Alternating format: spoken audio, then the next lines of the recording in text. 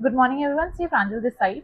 तो last video में हमने स्टार्ट करा था ऑडिटर्स के बारे में पढ़ना कि ऑडिटर्स को एथिक्स फॉलो करनी चाहिए, क्या उनके फंडामेंटल प्रिंसिपल्स होते हैं और प्रोफेशनल स्केप्टिसिज्म क्या है।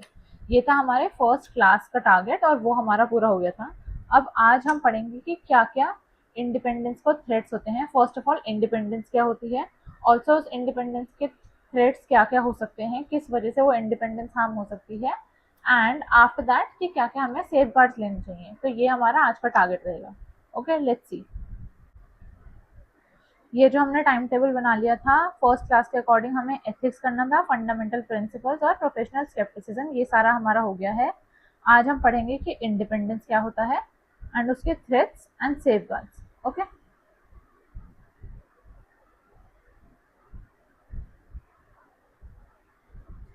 Okay, let me right class 2।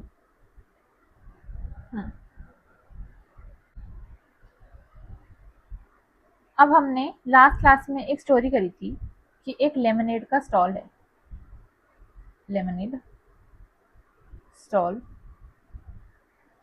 And mister Ayaan है जिसको ये जज करना है कि कौन से, बहुत सारे स्टॉल्स हैं, कि कौन से स्टॉल ने बेस्ट परफॉर्म करा है। तो जो ये सारे स्टॉल्स हैं, इनमें से मिस्टर अयान को बेस्ट स्टॉल सिलेक्ट करना है कि बेस्ट लेमिनेट किसका है। अब इन सारे स्टॉल्स में से एक स्टॉल में मिस्टर अयान्स बेस्ट फ्रेंड। अब जब मिस्टर अयान को जज करना है कि कौन सा स्टॉल बेस्ट है, तो सब लोगों को लगता है कि mister Ayaan will choose his best friend obviously. तो ऐसे टाइम पे mister Ayaan should be independent in his mind कि जो भी मैं अपना बेस्ट लेमनेड स्टॉल सिलेक्ट करूंगा, it should be on the basis of कि एक्चुअली लेमनेड बेटर है किसका, ना कि कौन उस स्टॉल का ओनर है।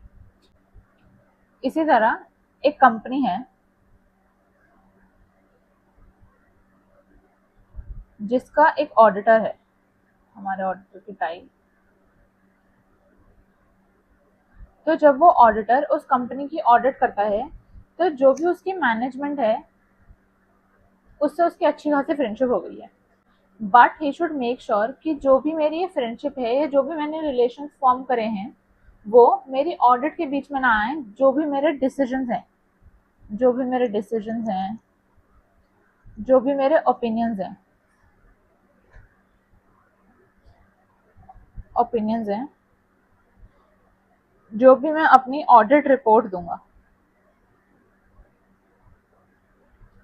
All of this should be on independent facts. Auditor के कुछ भी डिसीजंस या ओपिनियंस इस चीज से इन्फ्लुएंस नहीं होने चाहिए कि वो डेटा जो उसने एनालाइज करा है वो बनाया किसने है, किसकी कंपनी है, कौन मैनेजमेंट है, कौन इस सारे प्रोसेस में इन्वॉल्व है। इस सबसे ऑडिटर को कुछ लेना देना नहीं होना चाहिए। He should be independent. जो भी उसको प्रोसेसेस करने हैं ऑफ ऑडिट, वो क्लियरली इन लोगों से रिलेटेड नहीं होने चाहिए, बल्कि जो भी प्रोसेस है, जो भी हमारे कंट्रोल्स हैं, वो अप्रोप्रिएट है या नहीं, उससे ऑडिटर को लेना देना होना चाहिए। ऑडिटर को कोई भी फैक्टर इन्फ्लुएंस ना करे to change his decisions other than the evidence that he has collected. जो भी उसके डिसीजंस होने चाहिए, वो जो भी उसने एविडेंस कलेक्ट करा है सब उसके बेसिस पे होना चाहिए। कुछ भी उसमें मैनेजमेंट का इन्वॉल्वमेंट नहीं होना चाहिए। जिन भी लोगों से उनके रिलेशनशिप बने हैं over the period of time, जो भी बातें होती हैं, it should not influence the decisions, the opinions, the audit report. अब जो हमारी इंडिपेंडेंस है, independence, that is also of two types, in mind and in appearance। तो इन माइंड से हम क्या समझते हैं, जब मिस्टर अयान इन सारे स्टॉल्स को जज कर रहे हैं कि कौन सा लेमिनेट स्टॉल बेस्ट है, तो वो सोच लेता है कि मैं इस चीज पर डिसीजन नहीं लूंगा कि मेरा बेस्ट फ्रेंड किसी स्टॉल का ओनर है। मैं एक्चुअली सारे लेमिनेट टेस्ट करके ये डिसाइड करूंगा कि लेमिनेट बेस्ट है किसका। तो he has thought in his mind कि ही विल बी इंडिपेंडेंट। उसके डिसीजंस इस बेसिस पे नहीं होंगे कि कौन स्टॉल का ओनर है, मेरा वो बेस्ट फ्रेंड है या नहीं है। तो mister Ayaan is independent in his mind. अब secondly, in appearance, let's say जो ये ऑडिटर है इसकी बहुत अच्छी फ्रेंडशिप हो गई है with, let's say, the accountant. Accounts department में कोई बंदा है, उससे उसकी बहुत अच्छी फ्रेंडशिप हो गई है। अब जब भी वो ऑडिटर आता है, वो लंच साथ में करते हैं, बाहर जब वो वॉक पे जाते हैं शाम को वो साथ में जाते हैं, और सब लोगों को ये दिख रहा है कि अगर कभी अकाउंट्स डिपार्टमेंट से कोई गलती होगी भी तो the auditor will let it go, कि उसकी इतनी अच्छी फ्रेंडशिप हो गई है और वो सबको दिखाई दे रहा है। कुछ भी डिस्कशन होता है, कुछ भी बात होती है, तो ऑडिटर टेक्स हिज साइड, या फिर जो भी वो बोल रहा है वो ठीक है, ये सब लोगों को साफ साफ दिखाई दे रहा है। तो this is not how an auditor should be. He should be independent in appearance also. कि अगर ऑडिटर ने मान भी लिया, let's say in his mind he is independent, कि मैं अगर कुछ गलती होगी भी अकाउंट्स डिपार्टमेंट की तो मैं बताऊंगा, मैं वो रिपोर्ट करूंगा, अपनी ऑडिट रिपोर्ट में इंक्लूड करूंगा, लेकिन दैट इज नॉट इनफ। क्योंकि मान लेते हैं कि अकाउंटेंट की गलती वो बता भी देगा, उसने ये सोच रखा है अपने दिमाग में, और वो ऑडिट रिपोर्ट में बताएगा भी, लेकिन लेट्स अज्यूम कि कोई गलती है ही नहीं, तो ऑडिटर उसमें क्या ही बताएगा।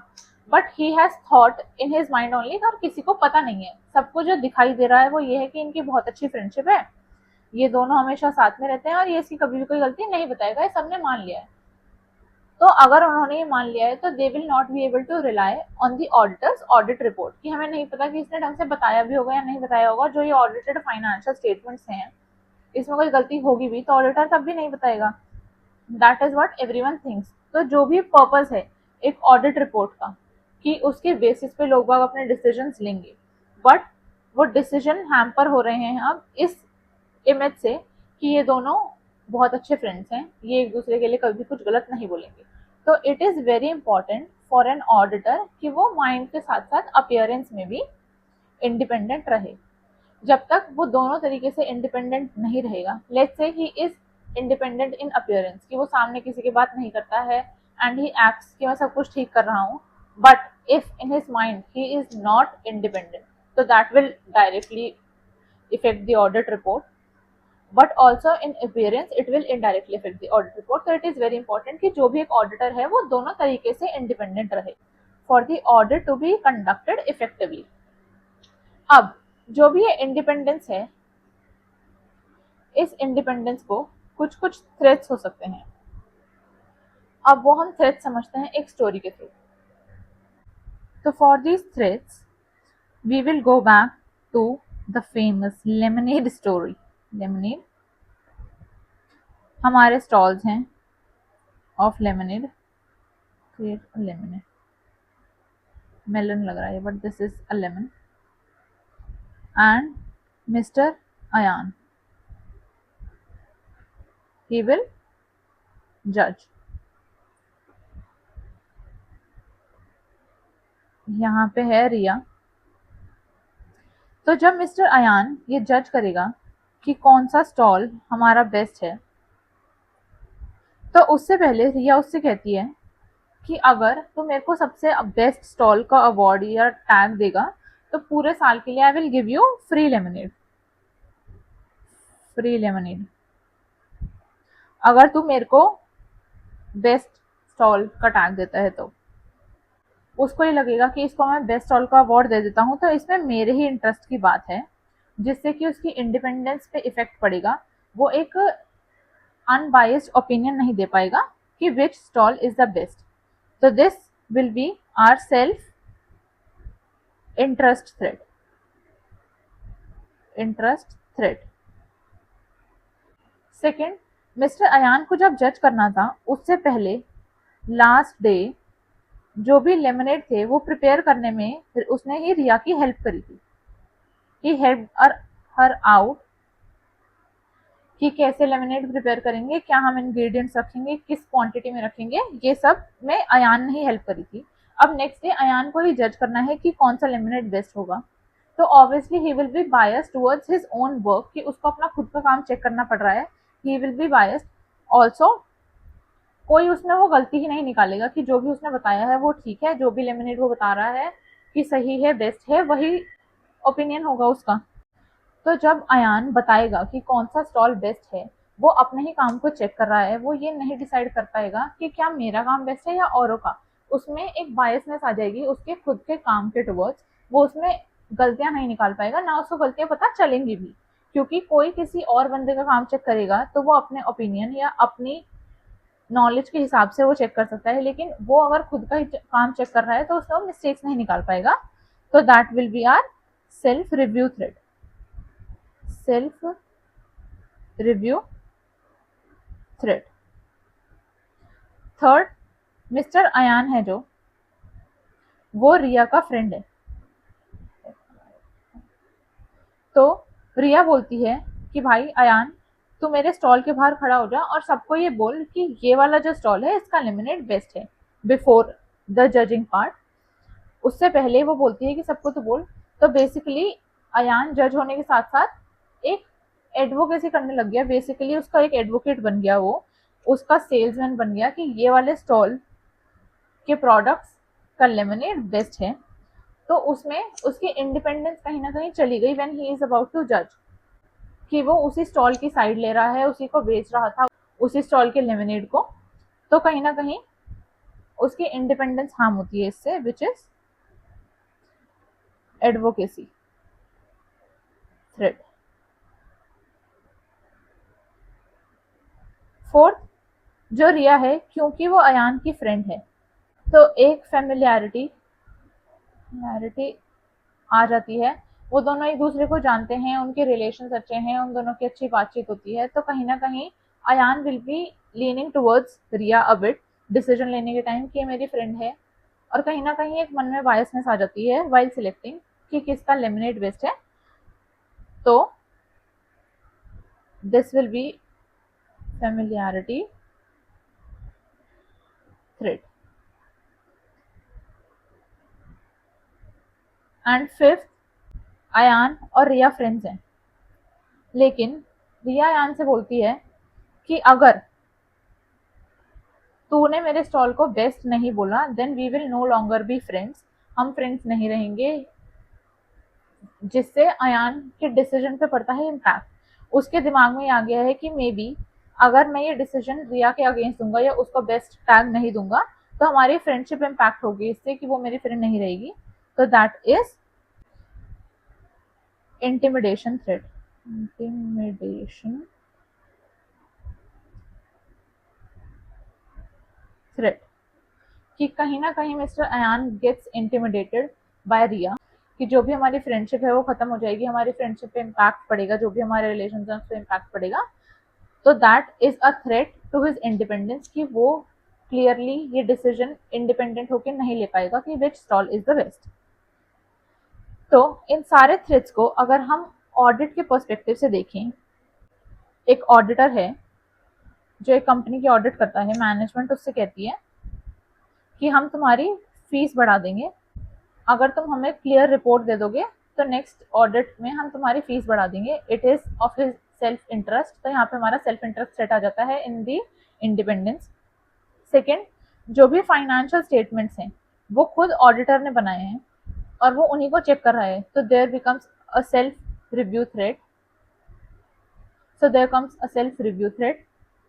थर्ड, लेट्स से कोई केस हो गया है कंपनी पे, उस केस के टाइम पे जो भी ऑडिटर है वो इतना ज्यादा डिफेंड कर रहा है in that discussion the company, कि जिससे ये पता चलता है कि उस ऑडिटर की इंडिपेंडेंस हार्म हो चुकी है, उसको इतना ज्यादा इफेक्ट पड़ता है, he is acting as an advocate for the company. तो clearly he is not independent of the company, कि जो भी उसके डिसीजंस हैं वो क्लियरली बायस होंगे। वो जब इतना साइड ले रहा है कंपनी की, इतनी एडवोकेसी कर रहा है उस कंपनी के लिए ड्यूरिंग दिस केस या जो भी डिस्कशन है, तो there is clearly a threat to his independence. Familiarity, कि जो भी मैनेजमेंट है उससे इतनी फ्रेंडशिप हो गई है उस ऑडिटर की कि वो एक बायसनेस आ जाएगी उसके डिसीजंस में, and he will no longer be independent. And fifth, intimidation threat, जो मैनेजमेंट है वो कहती है कि you will no longer be auditor of this company, अगर आप हमारे फेवर में ये ऑडिट रिपोर्ट नहीं देते हो, हमारे अकॉर्डिंग आप नहीं बताते हो सारी चीज़ें टू द फाइनेंशियल स्टेटमेंट के यूजर्स को, तो हम आपको नेक्स्ट ऑडिट नहीं करने देंगे, हम कोई और ऑडिटर सिलेक्ट कर लेंगे। तो that is an intimidation threat. तो ये हमारे सारे थ्रेट्स हो जाते हैं which are very important for your exams. अब इन सारे थ्रेट्स के बाद हम आ जाते हैं ऑन दी सेफगार्ड्स। एक ऑडिटर को मेक श्योर करना होता है कि he is independent at all times, कोई भी थ्रेट्स उसकी इंडिपेंडेंस को इम्पैक्ट ना करे, या ही शुड ट्राई कि जो भी मेरे थ्रेट्स हैं वो मिनिमाइज हो जाएं, बिल्कुल मिनिमम लेवल पे रहें, ताकि हमारा ऑडिट ठीक से हो पाए। तो before accepting the auditor should make sure कि कोई भी थ्रेट्स नहीं है उसकी इंडिपेंडेंस को। Let's say in this example mister Ayaan को, लेट्स से कि इसके पास एक चॉइस है टू बी द जज, तो उसको ये देखना चाहिए कि कोई मेरा फ्रेंड तो इसमें इन्वॉल्व नहीं है। जैसे ही मेरा फ्रेंड यहाँ पे इन्वॉल्व नहीं होगा, मेरी फेमिलियरिटी थ्रेट हट जाएगी, मेरी एडवोकेसी थ्रेट हट जाएगी। Also he should make sure कि जो मैनेजमेंट है वो पूरी रिस्पॉन्सिबिलिटी ले रही है to prepare the financial statements, जो कि मैनेजमेंट की ही रिस्पॉन्सिबिलिटी होती है। और ऑडिटर ये क्लियर कर देता है बिफोर एक्सेप्टिंग द एंगेजमेंट कि आई विल नॉट हेल्प और guide anyone in preparing the financial statement, या कुछ भी डॉक्यूमेंट्स जो डॉक्यूमेंट्स एविडेंस की तरह यूज होने वाले हैं इन दी ऑडिट। तो हमारा सेल्फ रिव्यू थ्रेट हट जाता है। Let's say in self interest threat कोई भी ऐसा फैक्टर नहीं है जो ऑडिटर को बहुत ही सिग्निफिकेंटली इम्पैक्ट करता है। लेट्स से एक ऑडिटर है जो सिर्फ एक एंटिटी के फीस पर डिपेंड करता है, उसका सारा काम उसी एंटिटी के फीस से चलता है, तो ये फैक्टर सेल्फ इंटरेस्ट थ्रेट होने के चांसेस बहुत ज़्यादा हैं। तो ही शुड इंश्योर कि उसका जो भी काम है, जो भी वो कंपनी को एक्सेप्ट कर रहा है टू ऑडिट, उसमें कुछ भी ऐसे फैक्टर्स ना हो जो उसके लिए बहुत ही सिग्निफिकेंटली इम्पैक्टिंग हो।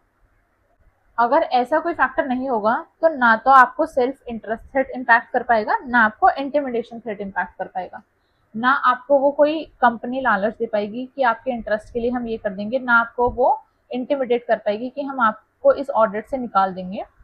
तो आपके अपने आप ये थ्रेट्स हट जाते हैं if you make sure before accepting an engagement कि आपको क्या क्या थ्रेट्स हैं उस कंपनी के ऑडिट के टाइम पे। Also before accepting he should make sure कि क्या क्या एंगेजमेंट के टर्म्स हैं, क्या क्या कंपनी ने पूरे एक प्रोसीजर लिखा हुआ है, क्या क्या वो आपको प्रोवाइड करेंगे, किस किस चीज़ों को प्रोवाइड करने के लिए उन्होंने मना कर दिया है। अगर वो मना कर रहे हैं तो क्या उसका एक्सेप्टेबल रीजन है मना करने का कंपनी का। एक ऑडिटर को ये सब पहले से देख के चलना होता है। अगर इन सब चीज़ों को कंसिडर करने के बाद जो भी हमारे थ्रेट्स हैं वो कम होते हैं तो ही ऑडिटर को एक्सेप्ट करना चाहिए। लेकिन अगर ऐसे फैक्टर्स हैं जो कि अनअवॉइडेबल हैं और आपको थ्रेट होगा ही होगा, आपकी इंडिपेंडेंस को थ्रेट होगा ही होगा ऑडिटर की, तो the auditor should not accept the engagement. Okay, तो या तो आप मेक श्योर करो कि जो भी आपके फैक्टर्स हैं जो इफेक्ट कर रहे हैं आपके इंडिपेंडेंस को, कि आप उनको मिनिमाइज कर पाओ, तभी आप वो एंगेजमेंट एक्सेप्ट करो। लेकिन अगर कुछ ऐसे फैक्टर्स हैं जो कि अनअवॉइडेबल हैं, जो नहीं हो सकते अवॉइड, आपको फैक्टर्स रहेंगे ही रहेंगे ड्यूरिंग दैट ऑडिट, तो आपको वो एंगेजमेंट एक्सेप्ट ही नहीं करनी चाहिए। The auditors utmost target should be कि आप ऑडिट में इंडिपेंडेंट रहो, आपका जो भी ऑडिट रिपोर्ट है, जो भी आपके ओपिनियंस हैं, वो सारे इंडिपेंडेंट फैक्टर्स पे ही बेस्ड हों। Auditor should be independent in mind and in appearance both. आपको मेक श्योर करना है कि जो भी आपके फैक्टर्स हैं जो आपको इफेक्ट करते हैं, जो भी आपकी लिमिटेशंस हैं, वो कम से कम रहें। That is all what an audit should be about independence. आपके कोई भी फैक्टर्स इम्पैक्ट नहीं करने चाहिए आपके इंडिपेंडेंस को। अगर आपकी ऑडिट इंडिपेंडेंट नहीं होगी, उसका पूरा पर्पस खत्म हो जाएगा। जो भी फाइनेंशियल स्टेटमेंट यूजर्स हैं वो रिलाई नहीं कर पाएंगे आपकी रिपोर्ट पे, वो आपको ट्रस्ट नहीं कर पाएंगे, आपका ट्रस्ट बिल्ड नहीं हो पाएगा अगर आपकी इंडिपेंडेंस ही नहीं है वहाँ पे। अगर वो ट्रस्ट कर ही पाते तो they would have trusted the management financial statement only, audit की जरूरत ही नहीं होती। तो अगर आप एक ऑडिट कर रहे हो तो it is very important for you to be independent. Okay, आज के लिए हम इतना ही करेंगे। नेक्स्ट क्लास में we will do one second agreeing to the terms of audit engagement, कि क्या टर्म्स होनी चाहिए, क्या क्या टर्म्स होंगी वो हम देखेंगे, क्या क्या चीज़ें उसमें इम्पैक्ट करती हैं, किन किन बेसिस पे वो टर्म्स चेंज होती हैं, क्या टर्म्स एक्सेप्टेबल हैं क्या नहीं, ये सब हम देखेंगे नेक्स्ट क्लास में। Okay bye.